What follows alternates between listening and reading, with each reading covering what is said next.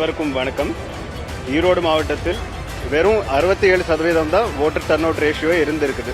இதோட அர்த்தம் என்னன்னா, நகராட்சி பகுதிகளில் மாநகராட்சி பகுதிகளில் இருக்கிற யங்ஸ்டர்ஸ் ஓட் பண்றதுக்கும் வர்றதில்லை. அவங்க எல்லாம் கண்டிப்பாக ஏப்ரல் 19ஆம் தேதி விடுமுறையா இருக்கு, வீட்டில் இருக்காம அவங்களுடைய போலிங் ஸ்டேஷனுக்கு வந்துட்டு ஓட்டு போட்டா கண்டிப்பா இந்த 100% இலக்கினை நம்ம கண்டிப்பா அச்சீவ் பண்ண முடியும்.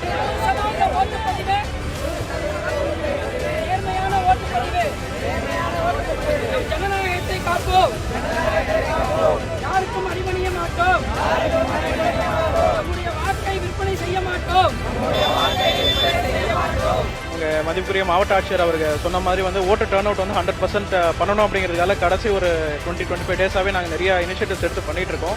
அதே சமயம் நிறைய யங்ஸ்டர்ஸ் இங்கே நீங்கள் கூட்டியிருக்கீங்க அண்ட் இந்த யங்ஸ்டர்ஸ் மத்தியிலையும் இந்த மாதிரி அவேர்னஸ் கொண்டு போகாமல் அவங்களும் அவங்க வீட்டில் அவங்க பக்கத்தில் இருக்கவங்க கிட்ட இவங்க அந்த மெசேஜை கொண்டு போய் சேர்ப்பாங்கிற ஒரு நம்பிக்கையிலையும் இந்த நிகழ்ச்சி நடத்தப்படுதுன்னு சொன்னீங்க. ஸோ எனக்கு அது நடத்துறதுக்காக என்னோட வாழ்த்துக்களையும் தெரிவிச்சுக்கிறேன். நன்றி. அனைவருக்கும் வணக்கம்.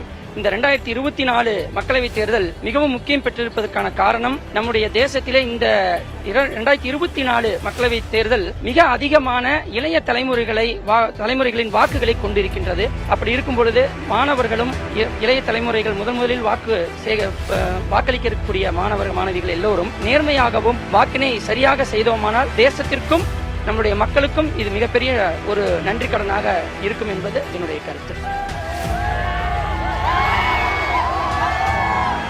இந்த உலகின் மிகப்பெரிய ஜனநாயக நாடான இந்தியாவில் தேர்தல் நடைபெற இருக்கின்றது. இந்த நேரத்திலே கல்லூரி முதல்வராக மாணவ மாணவிகள் அனைவரும் 100% வாக்களித்து இதை வெற்றி பெற செய்ய வேண்டும் என்பது முதல்வராக எனது கடமை. உங்கள் வாக்கு உங்கள் எதிர்காலம். சரியாக பயன்படுத்துவீர், நம் ஜனநாயகத்தை வெற்றி பெற செய்வீர். நன்றி, வணக்கம்.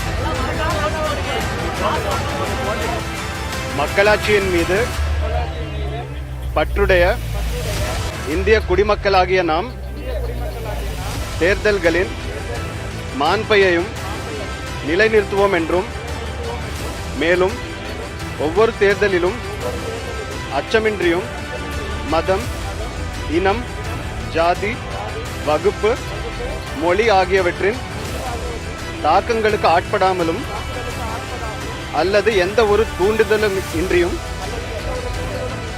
வாக்களிப்போம் என்றும் உறுதிமொழிகிறோம்.